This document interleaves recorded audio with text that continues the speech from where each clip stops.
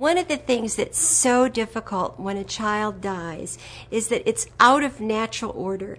And any of us who are parents would trade places in just a moment with that child. And so it's a very difficult situation because it's not what you expect to happen in your life. And so first of all, thinking about ways that you can remember that child. I think the hardest thing when you lose a child is the fear that no one will remember them. At least an older person has made friends, they've made a difference, they've had some impact on the world. But very often a child, especially a young child, no one knows them, no one remembers, and you feel like they didn't count for anything, their little short life on this earth. And so finding ways that you can memorialize, remember that child. I had a client who talked to me about her son who was killed when he was in third grade. And she was so deeply touched because the year he would have graduated from high school, they took an artist who takes a child's picture and then draws what that child might look like when they grew up. And the artist did a picture of what her son might have looked like when he graduated from high school. He was included in the yearbook.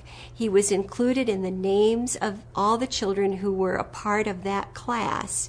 And on the night of graduation, different members of the class came over and got her and brought her with them so that she could be a part of graduation and remember her child. And I thought that was such a precious gift that they gave to her. One of the things that happened for me after our little boy died was on the day of his birthday, which was December 21st, the first year after he passed away. I went to the door, the doorbell rang, I went to the door, and the florist was there, and he had a single white rose. And the card said, "This is a legacy to help you remember Gavin and to know that his life counted for something in what you do to make a difference in this world." And every year, I don't know who sent that rose, but every year until he was 21, every day, every year of his birthday, on that day, there was a knock on the door and the florist brought a single white rose. Now I have a little grandson, my first grandson. He was named after our little boy who died. On his birthday, I always send him a single white rose. So thinking about ways that you can remember that child even though they do not live any longer. Another thing someone did for us was every year on our little boy's birthday, they donated a book to the library that would be something a child his age would read. And always let our children read it first.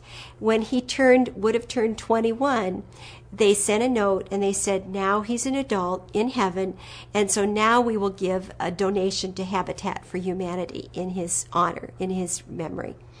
So all of those things are so precious to those of us who've lost a child, that there is somebody in the world who thinks about that little person and remembers them.